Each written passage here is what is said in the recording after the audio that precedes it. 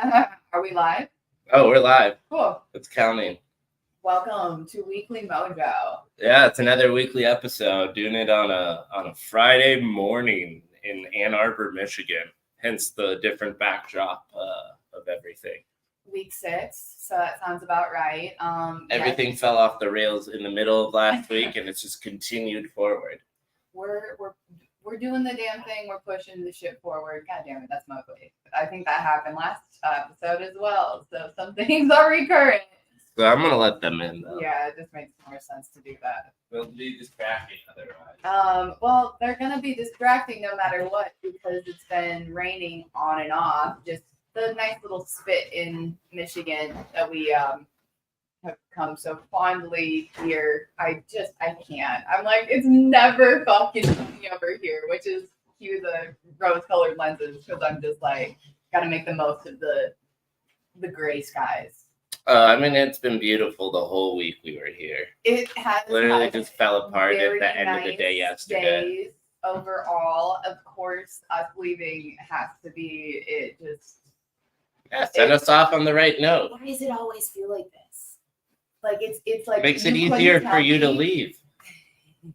You're just like, all right, fuck it, let's go. Well, why are we waiting around? On to the next.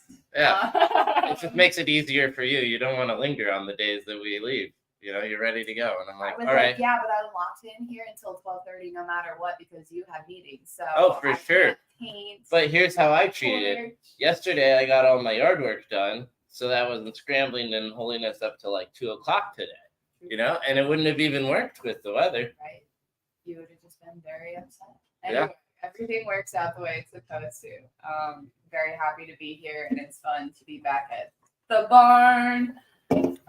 Everyone comments on the hotel artwork behind you, and then you give the explanation, and generally the response is, huh.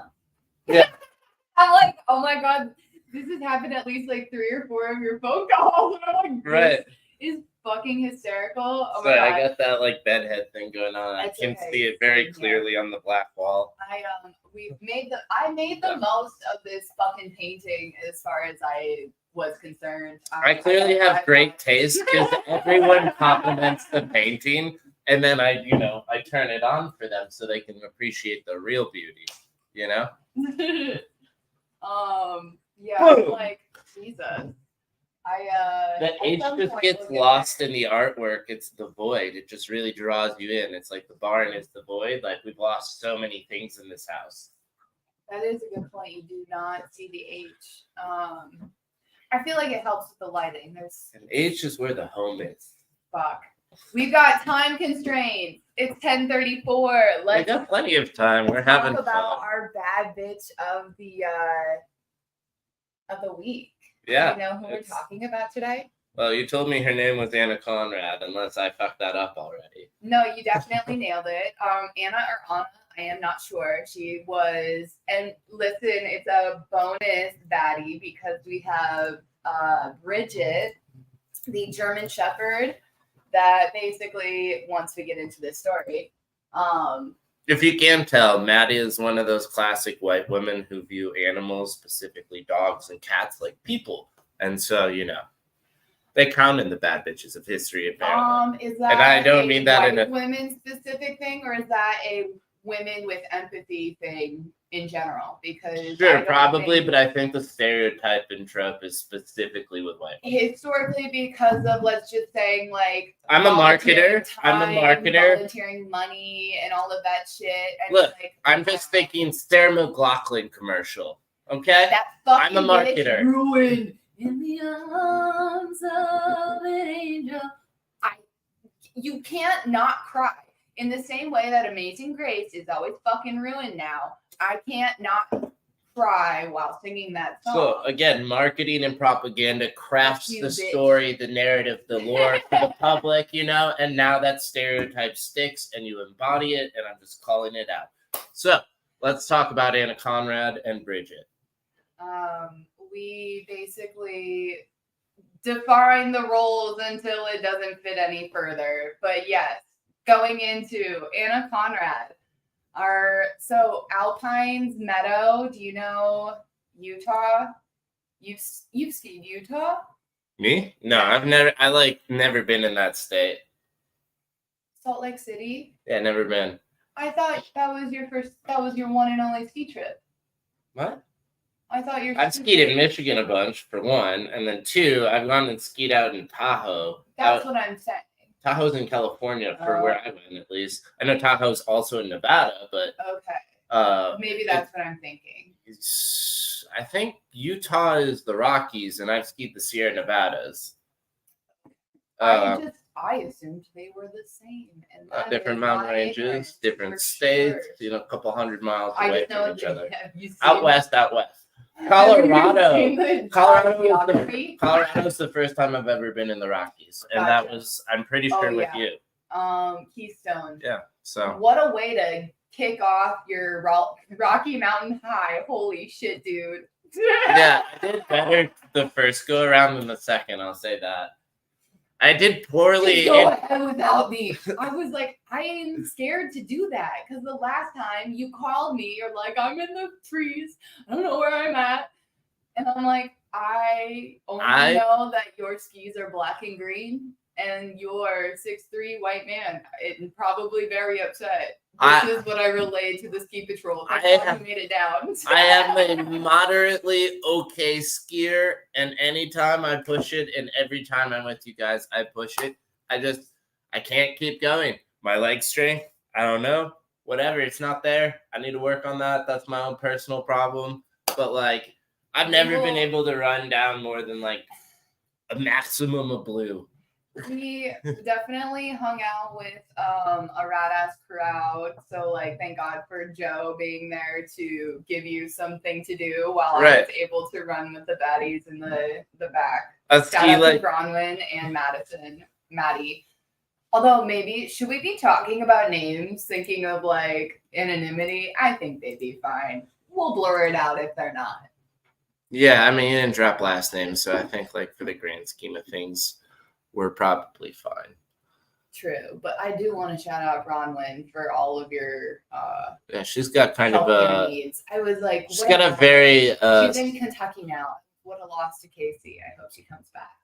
Yeah, she's got a very iconic name though, so that's probably easier to find than most. I know, so I kept it vague on healthcare needs. Seriously, she's a fucking G.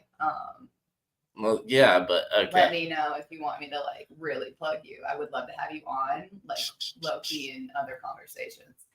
Alrighty. Anna Conrad. Okay, so it's 42 years since this occurred. Anna was 22, and I believe this story came to me from, I'm sure it was My Favorite Murder. If I had to guess, it was Karen's, because that bad bitch always does a good I Survived story, although I could not find an episode of I Survived linked to her. So I'm like, fuck, is this a fever dream? It might be.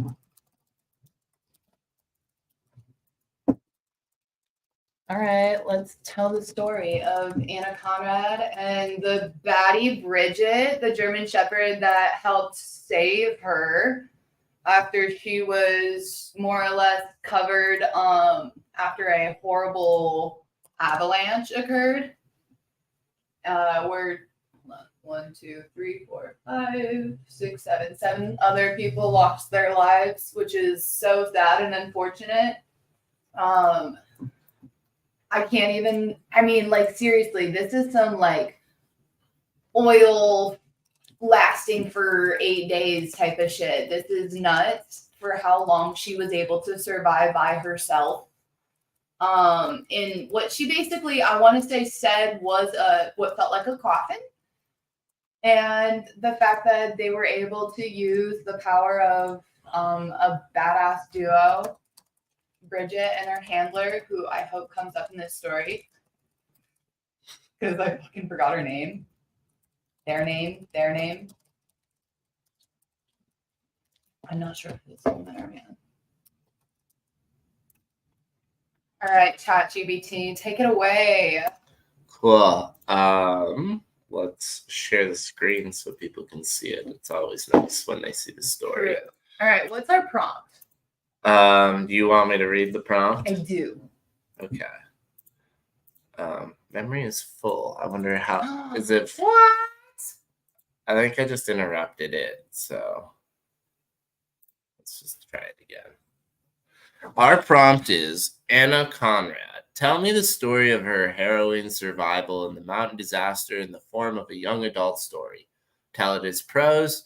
No need to break it out into sections because I did that last time. And don't forget to tell us about the dog Bridget who rescued her. Nice. I probably spelt a lot of stuff wrong, so look into the story and fact check it. Good calls. Good calls. Right? You know? Let's try it again Do here. your thing, honey. I don't know. How do you have a memory full? I don't understand. I have to like delete these things. I have too many of them. Let's just try Gemini.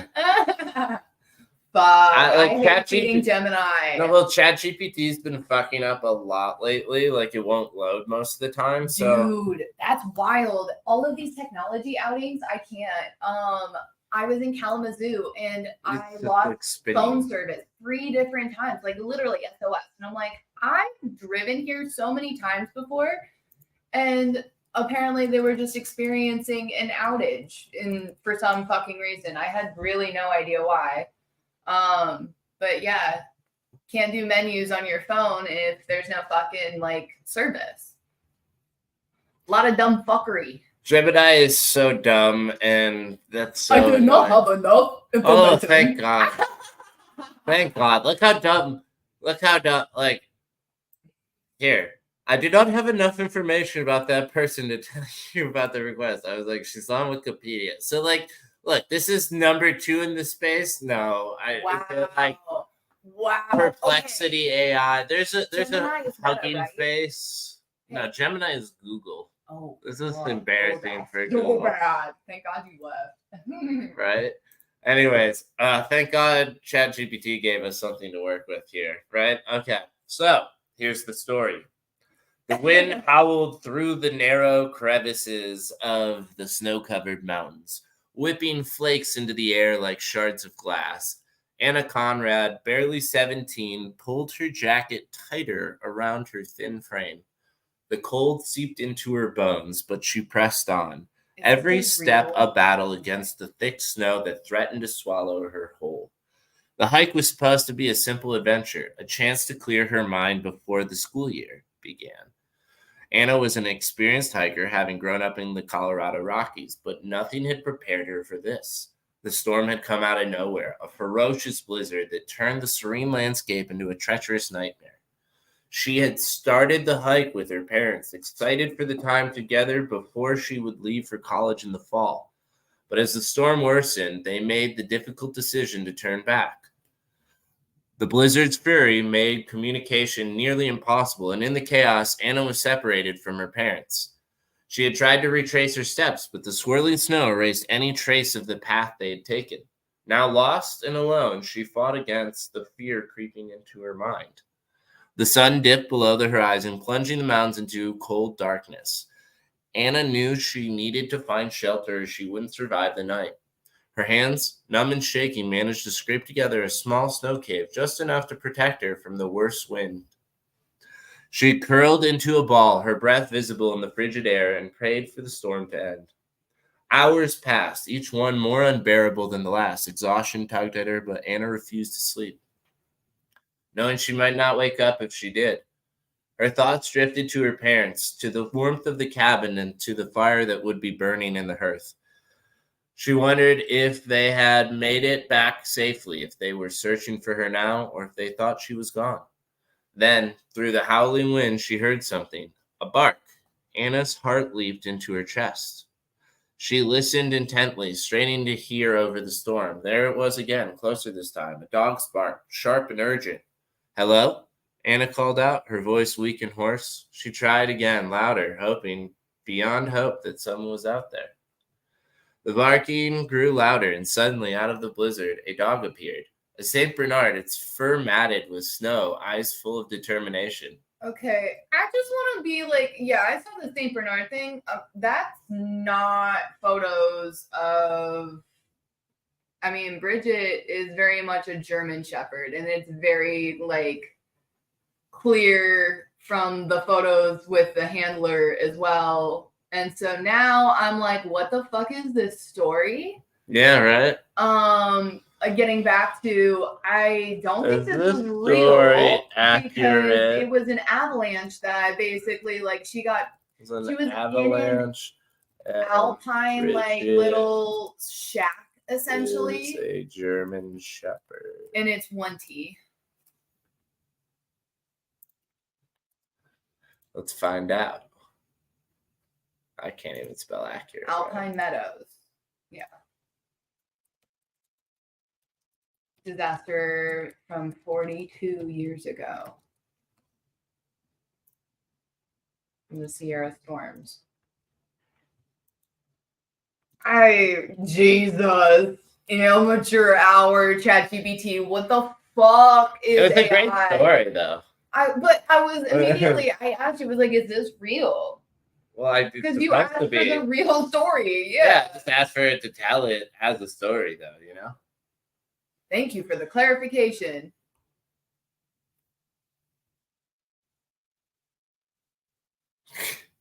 You dumb. I fucking told you that. Right.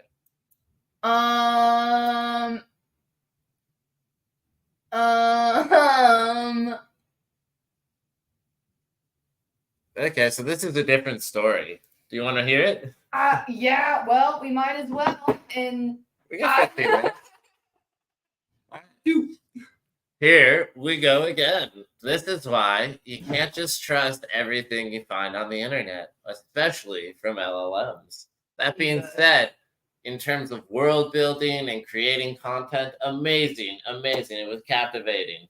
This is exactly what Hollywood would do. They would tell the story almost right, but mostly wrong. But are all of the key facts to where you would be like, wow, this is a great story. Let me go look into it. And You'd it's be nothing. Like, so it's dark. Completely different. Oh my God. Speaking of, all right, Lessons in Chemistry, that fucking book. Sorry, the man that raped her in the very beginning. Horrible way of like them demonstrating it. It was not accurate to the book. I get that it's fictional, but like literally the way that it was depicted in the book, I was like, this is so real. This fat, ugly man who's basically like, you told me I'm wrong, I'll show you. And then like assaulted the physicist or the scientist. And in the fucking movie, it's just this like Hollywood B actor who's like, I'll give you something to, I don't fuck. It was just like so like glossed over. Again, that fucking, I hate that show on Apple TV. Brie Larson, I like you a lot. Do you? I don't hate her. I mean, like, I'm sure there's other things that I don't know, but after watching that, I'm like, this is fucking not right. And I know it's all fiction, but it's not right. You should have read the book before you signed off on the script. It's that. Yeah. I think that kind of. But actors don't do their due diligence because they're the stars. Okay, now remember that. To get back to, yes, read your fucking contract and get a lawyer. Well, okay, I'm not saying sure, do those things for sure. We're not saying don't do that. But maybe read the book that the script was inspired by, because if the fan base hates you for your portrayal of it, it's not going to be good for you or your career. It's not going to pay out. You were like cute as Wonder Woman. I don't know. Marvel's not my thing, so don't ask me. ChatGPT, tell me the real story of Anna Conrad. Let's go back to the screen. Okay. I just took it off. So there they go. Anyways, the wind howled through the Sierra Nevada mountains, driving snow into the air like shards of glass. Anna Conrad, a young ski lift operator at Alpine Meadows, said, wow. I always loved the mountains. Where's the family from the first one? Right? Are you fucking kidding me? I was like, okay. It was so sweet in Hollywood. Anyways, but nothing could have prepared her for the deadly avalanche that would test her will to survive.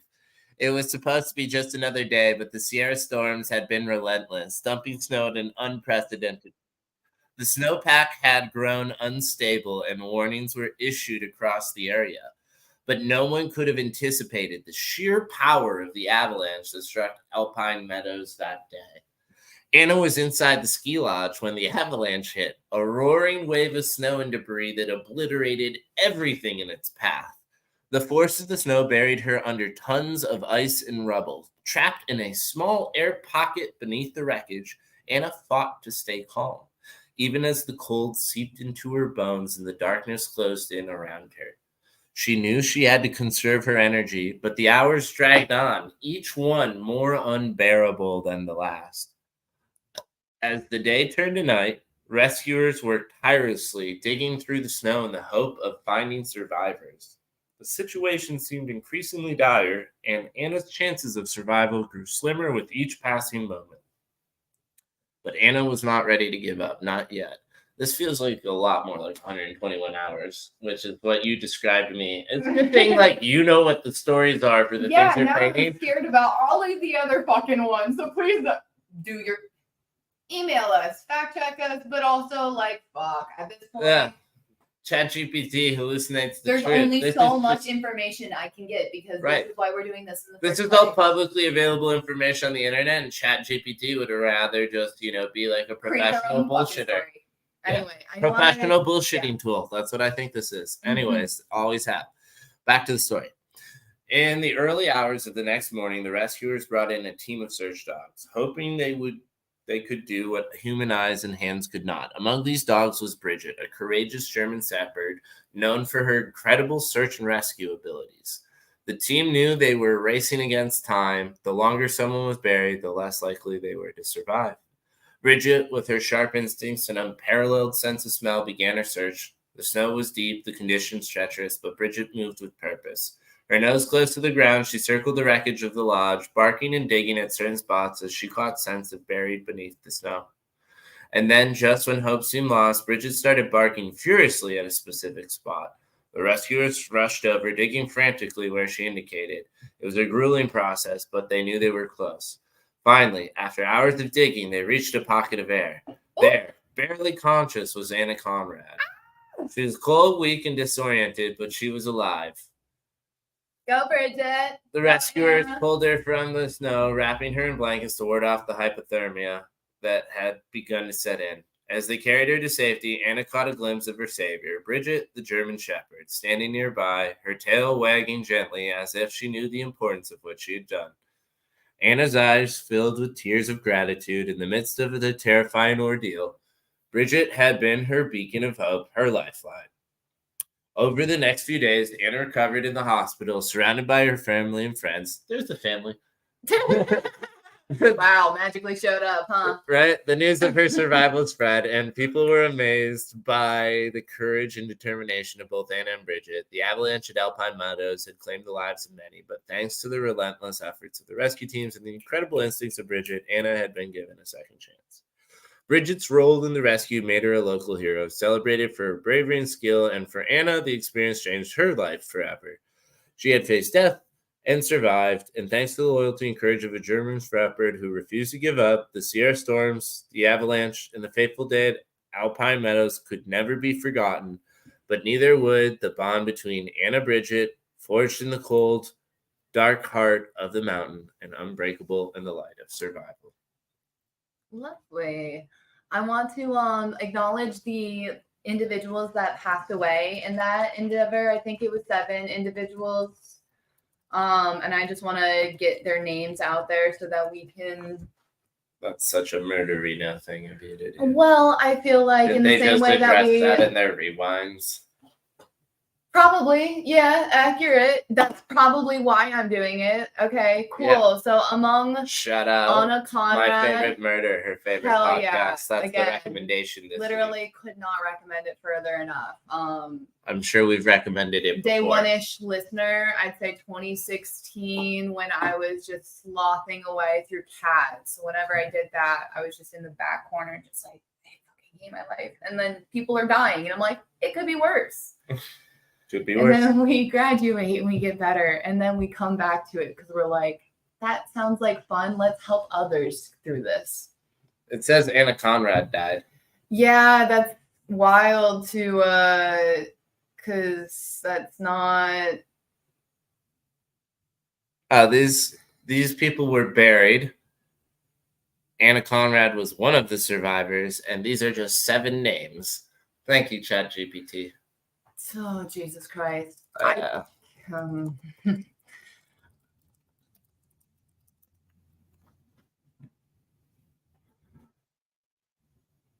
Again, it gives us Anna Conrad, and it still says 7. So fucking frustrating, no less. I love how they have ages for some. Literally, Anna was 22. I don't know. It's literally everywhere in the articles. Why the fuck isn't that on there? Okay. This is, again, this is part of the show. We just showcase the faulty nature of ChatGPT. Among the this individuals is the leader that in AI tools worldwide. Claimed as the death, we will put them on the acknowledgments within this conversation. Craig Patterson, a ski patrolman. Joel Kaufman, a 23-year-old ski patrolman. Mark Abramson, ski patrolman, 29-year-old. Bill Foster is a 48-year-old truck driver who was in the area. Jim Jack was a 29-year-old avalanche forecaster. And Alan Pfeiffer is a 26-year-old lift operator. Lives obviously cut way too short. 1982 feels like forever ago. I can't fucking believe that's 42 years ago, y'all. When is long enough to make a joke? You can drop it and see how it lands. If he was an avalanche forecaster, I would have imagined he'd seen it coming. Well, yeah, but maybe he was trying to. I know, he was way too close to the research. It's that type of stuff. But he was probably going in like a lot of those badass volcano people. I can't help that that's the first thing I read. I see Jim Jack, a 29-year-old avalanche forecaster, and someone who died in them. Logically, it makes sense that this person would be on site working and then risk it.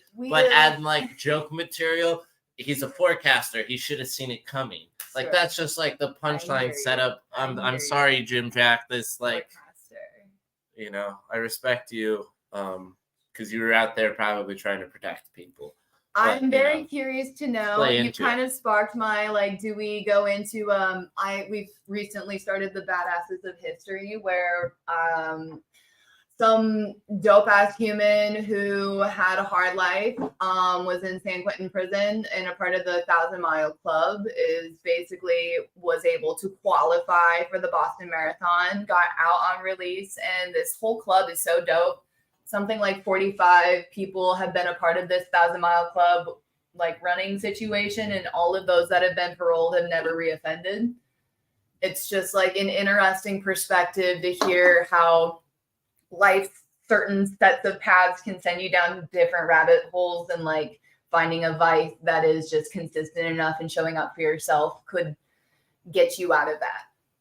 Yeah, and I think most people consider exercise a huge virtue, not for a lot of people. So, for sure. I mean, running some of the cheapest form of therapy you could probably look into, but not for me. I run I have a deformed lung, so fight or flight. I am fighting every time. Also, if you're running on pavement that is no longer very cheap, it's terrible for your knees and ankles. So true. Swimming is your go-to. It sounds like that saved your joints. And as we I ran cross country for you to go run to another meeting. Yeah, I guess we can wrap it this week. So it's Friday. We're rushed, but it's been another week of Weekly Mojo. We made it 6 weeks in a row. One more week until we make it to the magic number 7 for content. It usually means you're pretty good once you're past that. So we shall see. Well, not good quality, just you're not going to get great context there, yeah. Right? Okay. So anyways, it's been another week of Weekly Mojo with your host, Madison Jessica. Thank you so much for joining us. It's here on Playhaus TV. Like and subscribe for more. Be your own baddie. Yeah, be your own baddie, be your own business, and we'll be back next week.